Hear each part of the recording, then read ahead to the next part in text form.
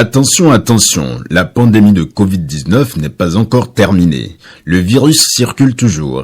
Des morts et des cas graves sont régulièrement enregistrés. Que faire pour ne pas contracter le virus? Il faut respecter les gestes barrières, c'est-à-dire porter systématiquement le masque en tout lieu public et dans toutes les situations à risque. Éviter les regroupements. Observer la distance de sécurité d'1 mètre au moins entre individus. Se laver fréquemment les mains à l'eau et au savon ou les désinfecter avec du gel hydroalcoolique. Nettoyer régulièrement les surfaces ou objets avec lesquels les mains peuvent être en contact, à savoir table, téléphone portable, poignée de porte, volant ou guidon lorsqu'on n'est pas seul à conduire les véhicules ou que les objets sont manipulés par plusieurs utilisateurs. Pour tout savoir sur l'épidémie du coronavirus au Bénin, rendez-vous sur le site web www.gouv.bj/coronavirus. Ceci est un message du gouvernement de la République du Bénin. Il y en a marre du Bénin bashing officié par l'opposition radicale. Les dirigeants du parti Moël Bénin s'indignent contre des manœuvres de l'opposition radicale qui fait, je cite, du négationnisme sur les violences préélectorales subies par l'armée. Tradition peu répandue dans le microcosme politique béninois, mais qui a du prix à l'UP, l'Union progressiste forme son bataillon de précepteurs chargé de former les militants à la vie politique. Et puis, l'État béninois recrute 1600 agents contractuels, tous à la disposition du ministère de la Santé. Dans ce journal, les images de la première journée de leur concours de recrutement. Je vous l'annonçais en titre, le parti Moël Bénin dénonce des manœuvres de l'opposition radicale qui fait, je cite, du négationnisme par rapport aux violences préélectorales subies par l'armée. C'est au cours d'une sortie médiatique faite aujourd'hui par les dirigeants de ce parti. Jérôme Humbo nous propose un extrait que nous allons retrouver dans le courant de ce journal, juste après cet autre sujet politique. Il s'agit de la formation au militantisme politique, un impératif souvent négligé par les partis politiques, mais un impératif qui s'impose avec la réforme du système partisan qui renforce le rôle des partis au Bénin. Le parti Union progressiste s'y colle et entreprend de former son bataillon de précepteurs. Ils auront à charge de former à leur tour leurs militants à la vie politique et aux questions de développement. Émérite Daquin-Sauton. L'Union progressiste veut travailler dans une vision conforme à celle de la population pour le développement des différentes localités du Bénin. Pour y arriver, le parti commence par mieux aguerrir ses militants. Nous voulons nous armer, nous-mêmes d'abord, pour devenir des militants éclairés, avertis. Et une fois armés nous-mêmes, prendre la décision d'armer d'autres.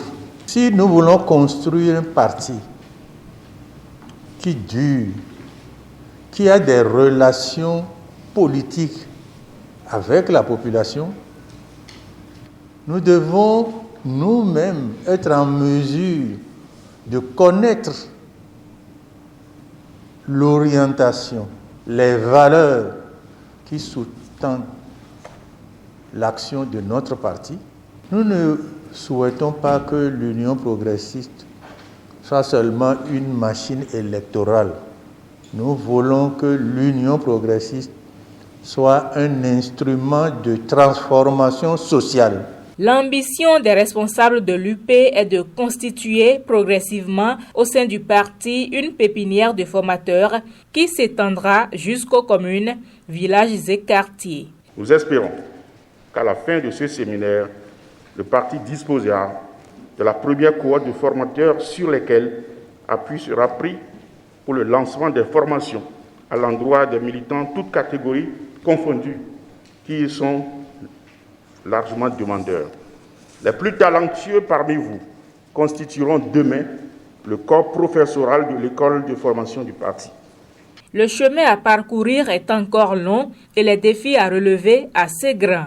Cette idée de disposer de formateurs acquis à la cause du parti est prêt à sensibiliser les autres camarades sur la politique et le développement est appréciée par tous les participants à ces assises de Dassa.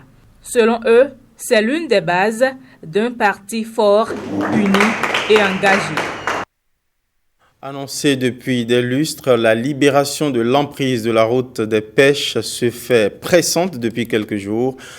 Panique dans les rangs des riverains traînards. À l'occasion d'une descente, le président de la République rassure, le déguerpissement ne se fera pas avant la fin de l'année scolaire. Lénaïk Agbazaou a rencontré des citoyens qui apprécient. Descente de Patrice Talon sur la plage entre l'aéroport et à Donko. C'était au crépuscule de ce mercredi 12 mai. Le chef de l'État est allé s'enquérir de la situation qui y prévaut. En échangeant avec les citoyens, il les a sensibilisés tout en les rassurant. L'aménagement des lieux contribue au développement et à l'attrait de la ville de Cotonou, mais il se fera en préservant les intérêts des uns et des autres. Une bonne dose de social en perspective. Mais je ne savais pas que cela irait si vite. J'avoue que, en tant que citoyen, j'ai été agréablement surpris de la descente du chef de l'État, des décisions qui ont été prises pour apaiser et rassurer les populations. Je crois que les populations concernées ne pouvaient pas espérer mieux. Le président Patrice Talon a clairement indiqué qu'il faut encourager l'initiative privée. Les maquis et restaurants ne seront pas détruits. Il faudra tenir des concertations avec les promoteurs pour analyser la meilleure façon de les accompagner en mettant en place, par exemple, des baux conséquents. S'il y a un mécanisme qui permet de préserver les acquis des compatriotes qui ont déjà investi sur cette partie du territoire, s'il y a un mécanisme donc, pour formaliser cette relation d'occupation d'un espace public et la préservation de leur investissement, donc on ne peut que saluer cela. On peut saluer cela parce que cette démarche permet de préserver les efforts faits par des citoyens et de trouver l'équilibre entre cette réalité et la volonté manifeste des gouvernants actuels de mettre en place des investissements de grande ampleur pour transformer radicalement l'image du pays sur cet axe. C'est une très belle chose parce que d'abord ceux qui ont investi, ils sont là, ça fait longtemps. Le gouvernement a vu juste parce que ça développe le tourisme. On voit des gens qui arrivent depuis l'Europe, ils quittent directement, ils tombent sur la plage, ils restent là, ils sont tous ça. C'est bien beau. On remercie le gouvernement pour cette initiative. Les diligences seront faites pour desservir la zone en eau potable et en électricité. En ce qui concerne les pêcheurs et autres squatteurs, le chef de l'État a instruit le comité d'attendre la fin de l'année scolaire avant de libérer les lieux qu'ils occupent compte tenu des contraintes du calendrier scolaire. C'est la preuve quand même que le gouvernement ne s'est pas mis dans une posture sauvage, une posture draconienne, où on sait quand même que nous sommes en pleine année scolaire et qu'un tel acte aura des répercussions quand même sur les enfants. Parce que les parents sont censés quitter les lieux pour aller s'installer ailleurs. Or, les enfants sont déjà en pleine année scolaire. Donc, attendre, c'est une bonne œuvre sociale. Si aujourd'hui le gouvernement s'appuie sur le volet social et demande de les laisser jusqu'aux vacances, c'est une très bonne chose. On ne peut qu'apprécier le chef de l'État par rapport à cette décision. Un village de pêcheurs sera construit du côté nord de la route des pêches pour accueillir ceux qui vivent exclusivement de cette activité. Il ne sera plus question pour eux d'ériger des demeures sur les terres appartenant à l'État. C'est très intéressant de prendre en charge la dimension humaine, la dimension sociale. Si on trouve l'équilibre suffisant entre la rigueur, l'ambition et la prise en compte de la dimension humaine, cela augure d'une très bonne suite sur le plan socio-économique pour notre pays. Les pêcheurs font appel à une histoire, à une partie de notre histoire, l'histoire du Bénin. Et cette activité, qu'on le veuille ou non, participe à la vie économique de notre pays. Et donc, il est important de faire en sorte qu'ils continuent de l'exercer pour souhaiter que le chef de l'État continue sur cette lancée. Afin que nous puissions, en tant que Béninois, nous sentir davantage fiers de lui en tant que père de la nation. Le ministère du cadre de vie et la préfecture du littoral sont appelés à prendre langue avec les personnes concernées pour leur expliquer toutes ces dispositions. Déjà, la démarche sociale du chef de l'État, Patrice Talon, est très appréciée par les personnes impactées, qui sont vraiment reconnaissantes. Ce samedi 15 mai 2021, à l'instar de la communauté internationale, le Bénin célèbre la 27e édition de la Journée internationale de la famille, JIFA. À l'occasion, la ministre des Affaires sociales et de la microfinance invite à la promotion des valeurs familiales et à l'éducation des enfants. Robin Copin-Edor et Yves Agodopessi nous proposent ici un extrait de son message. La Journée internationale de la famille est célébrée le 15 mai de chaque année dans le monde pour offrir un cadre formel de réflexion sur la situation des familles. La Journée internationale de la famille est donc une tribune pour rappeler aux familles le rôle qui est le leur en tant que socle de la société et leurs responsabilités vis-à-vis de leurs enfants. Dans cette dynamique, et au regard des défis de la famille au plan national, le Bénin a décidé de consentir particulièrement ses efforts dans le renforcement du capital humain. À cet effet, les réflexions à mener dans le cadre de la commémoration de cette édition de la JIFA sont orientées sur le thème « La famille, lieu d'éducation sexuelle de l'enfant, de l'adolescent et du jeune ». Chers compatriotes, nonobstant les nombreuses actions menées depuis plusieurs années pour la promotion de la santé sexuelle et reproductive des adolescents et des jeunes par les ministères sectoriels, les différentes organisations de la société civile, avec l'appui des partenaires techniques et financiers, on assiste toujours à une recrudescence des problèmes de santé sexuelle et reproductive des adolescents et des jeunes dans notre pays. Au regard de l'enjeu, j'invite donc les familles à plus d'échanges sans tabou avec les enfants. L'éducation et la prévention sur les questions de santé sexuelle et reproductive de la jeunesse représentent pour notre nation des leviers de développement durable. 1600 agents contractuels bientôt à l'entière disposition du ministère de la Santé. Leur concours de recrutement a démarré aujourd'hui même au centre du lycée Koulibaly à Cotonou. Dédié à ce concours, les ministres de la fonction publique et de la santé ont lancé des épreuves qui vont durer 2 jours. Maxi Agla, Yves Agodopessi étaient au lancement.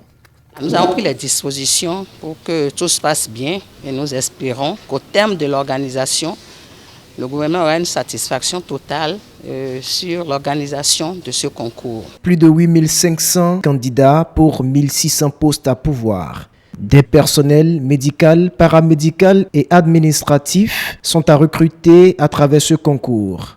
Environ 111 filières disponibles. Par ce recrutement, le gouvernement vient renforcer les ressources humaines du secteur de la santé, tant est qu'il est conscient que la population, pour son bien-être, doit bien se porter d'une part et de l'autre pour produire la richesse pour la nation. Il faut que nous ayons une population en bonne santé en général, surtout la population active. Nous avons 106 médecins généralistes qui seront recrutés et 278 médecins spécialistes. C'est vraiment une première, toutes spécialités confondues, que nous sommes en train de faire. Dans le domaine paramédical également, aussi bien les infirmiers diplômés d'État que les sages-femmes diplômées d'État, mais également les infirmiers et sages-femmes spécialistes dans des domaines pointus seront également recrutés. Cela va concourir à favoriser l'accès à l'ensemble de la population béninoise, quel que soit l'endroit où il se trouve sur le territoire, à des soins de qualité, quel que soit également le domaine. C'est vous dire que l'ambition affichée par le président Patrice Talon, déjà lors de la campagne, de faire en sorte que les ressources humaines soient au cœur du quinquennat qui vient, est en train de se concrétiser. Une autre vague de recrutement des agents de santé est à espérer dans 1 ou 2 ans, à en croire le ministre Benjamin Rompati. Le même concours de recrutement de 1600 agents contractuels de santé se déroule aussi dans les départements du Mono et du Koufou. Concours lancé au CEG de Lokossa, CEG 1 de Lokossa, par le préfet et des responsables déconcentrés des 2 ministères impliqués. Les images avec Gilles Dansou et Michael Noati. CG1 Lokossa, centre unique de composition dans les départements du Mono et du Koufo. Les candidats sont en salle. Les derniers réglages sont faits. J'ai vu des candidats très sereins. J'ai constaté, puisque c'est eux-mêmes qui ont demandé l'organisation de ce concours. À corps et à cri, ils l'ont réclamé. Ça me rassure. Et je me dis que c'est l'expertise qui caractérise l'organisation méthodique et transparente des concours depuis 2016 là, qui est à l'œuvre. Le ministère de la fonction publique est la cheville ouvrière dans l'organisation de ce concours. Il est question de recruter 1600 agents au plan national. Le gouvernement de notre pays, toujours dans la quête d'améliorer les prestations de services dans tous les secteurs de notre pays, et surtout dans les secteurs sociaux, a décidé de renforcer le personnel du ministère de la Santé. Et à ce titre, le gouvernement a autorisé le recrutement de 1600 agents contractuels de droit public de l'État. Et donc, pour le compte de cette journée, 274 sont appelés à concourir et le reste se fera demain dimanche. L'organisation de ce concours accepté par le gouvernement, c'est un ouf de soulagement pour le secteur de la santé. Pour ce concours, presque tous les corps sont concernés. Des spécialistes les plus raffinés, pour donner quelques exemples, vous avez vu tout à l'heure, on a vu des neurologues, des ophtalmologues, ce n'est pas souvent l'habitude, mais ça montre l'orientation du gouvernement dans l'offre des services de qualité. Dans la sérénité, les candidats affrontent les premières épreuves. Je l'ai annoncé en titre, je vous l'avais promis, ça y est, stop au Bénin bashing, au dénigrement du Bénin à l'international. Le parti Mouel Bénin dénonce ainsi des manœuvres de l'opposition dite radicale qui fait, je cite, du négationnisme par rapport aux violences préélectorales subies par l'armée à l'intérieur du pays. Voici un extrait de la déclaration des responsables du parti que nous propose ici Jérôme Hongbo. Si dans l'ensemble, l'élection présidentielle s'est déroulée dans la paix et la quiétude, les malheureux incidents préélectoraux survenus dans certaines localités du pays ont eu le mérite de perturber la paix et la cohésion nationale. Des personnels des forces de défense et de sécurité, dont le seul tort est d'avoir voulu libérer les voies inter-États barricadées, ont été criblés de balles par des tireurs embusqués. Des populations ont été exposées et terrorisées. Des édifices publics et des biens privés ont été détruits.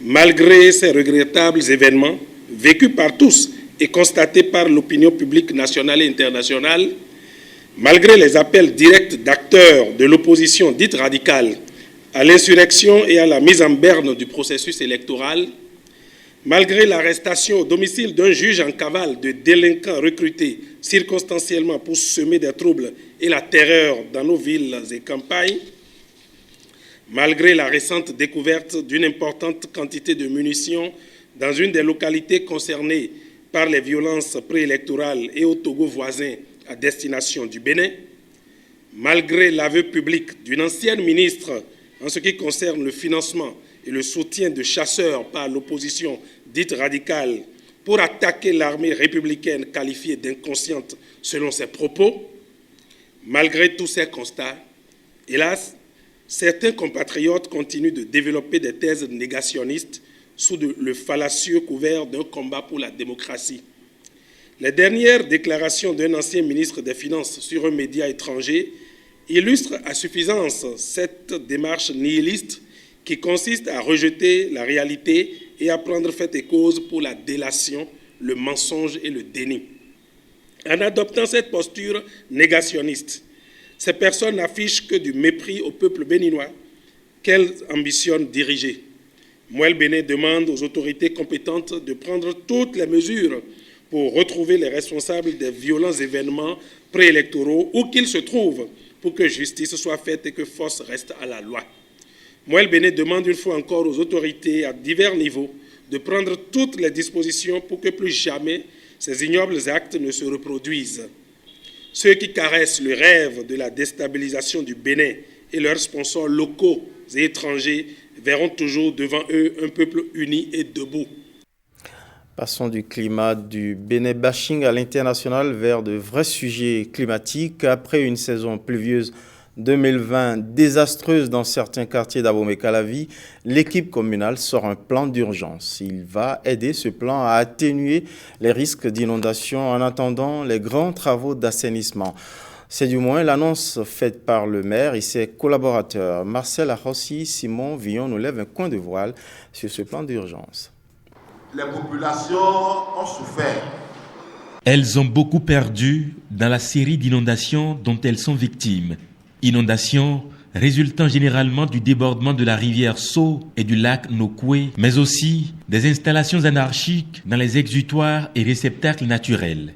De Tokpa-Zungo à Kokotomé, en passant par les autres dizaines de quartiers d'Abomey-Calavi, ils sont près de 400 000 habitants exposés à ces risques de catastrophes dont est témoin le maire d'aujourd'hui depuis plusieurs années. Le voici qui décide de conjuguer au passé, ensemble avec ses partenaires, une fois de bon et de façon définitive, pourquoi pas, ces moments malheureux. Nous avons sorti alors à cet effet un plan d'action pour les inondations de 2021 où les chefs quartiers ont été sensibilisés sur les comportements adoptés. Nous leur avons demandé d'identifier déjà dans les quartiers les arrondissements des lieux publics pouvant servir d'abri pour ces populations qui éventuellement vont connaître l'inondation sous peu. Ce n'est qu'un plan d'urgence, mais derrière, de grands projets sont en vue. Les actions qui permettront de régler à long terme et de façon définitive cette problème d'inondation dans Calavi, c'est des grands travaux d'aménagement. Il existe au niveau de la commune déjà le plan directeur d'assainissement eau pluviale. Ce plan directeur doit être mis en œuvre sur une échéance. Et le gouvernement nous accompagne en mettant en place déjà le projet d'assainissement pluvial des villes secondaires. Face aux effets des inondations prochaines que ces populations vont devoir subir une fois encore, en attendant les grands travaux, la mairie se tient déjà prête à les soutenir avec des vivres, des médicaments et autres matériels de protection. 2 villas flambant neuves et 400 bons de 40 000 francs à retirer. Promesse de gain tenue par MTN Mobile Money. Le réseau GSM avait lancé une promotion en 2019 avec à la clé ces différents gains. Les gagnants des 2 villas ont pris hier même, 14 mai, leurs clés. Ils avaient été tirés au sort le vendredi 21 août 2020. Maxi Agba et Michel Egbe étaient aussi témoins de la remise des lots.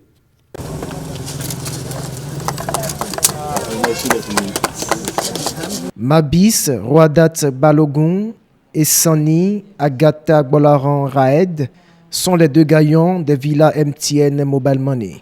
Les clés et les documents de propriété leur sont officiellement remis par le directeur de Mobile Money, Bénin SA, ce vendredi à Calavi-Ouedo. C'est une occasion pour nous pour, je dirais, témoigner notre gratitude envers 2 de nos abonnés qui se sont illustrés de manière particulière à travers la promotion que nous avions eu à faire. Le tirage s'est déroulé, je pense, le 21 août. Et ce tirage a révélé notamment ce jour-là, je dirais, M. Sani Agata, qui est à ma gauche, et Mme Boalogon, qui est à ma droite, comme les gagnants de 2 merveilleuses villas que MTN Mobile Money a promis à offrir dans le cadre de cette tombola. Des villas de 2 chambres salon avec garage entre autres. Les bénéficiaires qui ont pu superviser les travaux de construction. Tout ceci rien qu'en utilisant les services Momo. Voilà qui explique toute la joie de ces nouveaux propriétaires. Je croyais que c'était un rêve. Mais aujourd'hui, voilà que le rêve est réalité. Je ne peux que remercier MTN Mobile Money pour cette grâce dans ma vie. Maître d'œuvre, la société Top et Gentrack. C'est son directeur qui conduit la visite des lieux.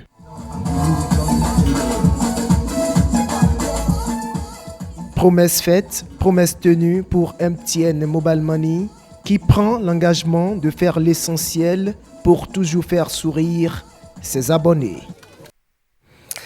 Voici venue l'heure de notre revue web hebdomadaire. Cette semaine, le rappeur Blaze a fait parler de lui sur les réseaux sociaux.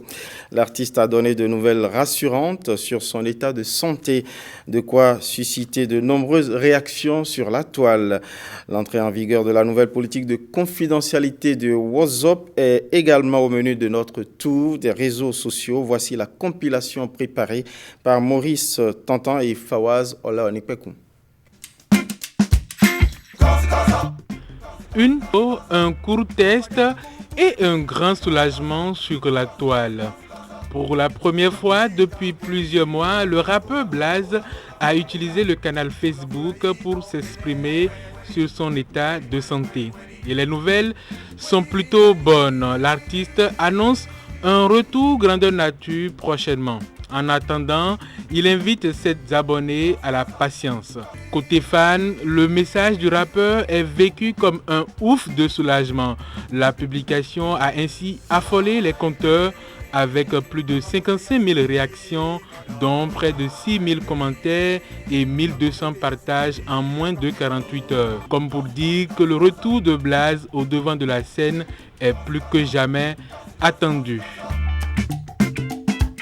Autre chose qui était attendue et qui arrive déjà ce week-end, c'est la nouvelle politique de confidentialité de WhatsApp. Annoncée en janvier dernier, puis reportée après plusieurs critiques, les nouvelles conditions d'utilisation de WhatsApp entrent définitivement en vigueur à compter de ce 15 mai. Elle rappelle notamment que l'application de messagerie instantanée partage des informations avec sa maison mère Facebook et ouvre la voie à de nouvelles fonctionnalités. Ces changements sont évidemment applicables aux utilisateurs ayant accepté la nouvelle politique de confidentialité. Pour ceux qui l'ont rejeté, WhatsApp deviendra progressivement inutilisable. Direction les États-Unis. Là-bas, une cyberattaque a paralysé pendant cette semaine les activités de Colonial Pipeline, premier opérateur d'oléoduc dans le pays.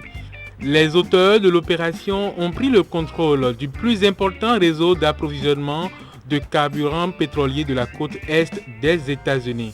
Ceci grâce à un ransomware ou rançongiciel, c'est-à-dire un code qui exploite les failles de sécurité pour crypter les systèmes informatiques et exiger une rançon pour les débloquer.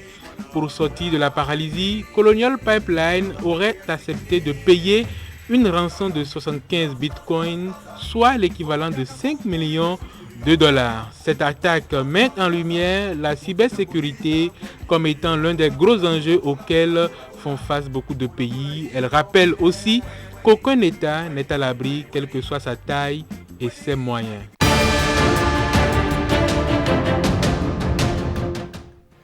Pour notre tour de l'actualité internationale, du Venezuela en Israël, de la France en Russie, entre politique et diplomatie, conflits et médias, art et pandémie du Covid-19, comment va notre planète? Nous vous proposons ce récit de Ghislain Poguet. Le président vénézuélien Nicolás Maduro conditionne sa participation à une nouvelle négociation avec le leader de l'opposition Juan Guaidó à la récupération des fonds bloqués à l'étranger et au contrôle de la compagnie pétrolière publique.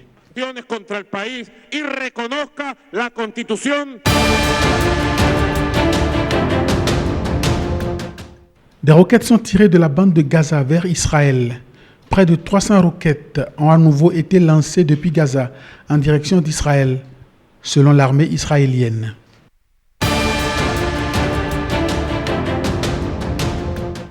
L'amour gagne toujours, confiance, relaxez-vous ou encore douceur. Sur les murs de Paris fleurissent des graffitis, peints sur des murs entiers ou simplement abandonnés sur des planches de bois. Les artistes à la manœuvre, deux frères, Félix et Martin Toquet, veulent redonner l'optimisme aux passants. Une mission qu'ils prennent particulièrement à cœur depuis le début de la pandémie.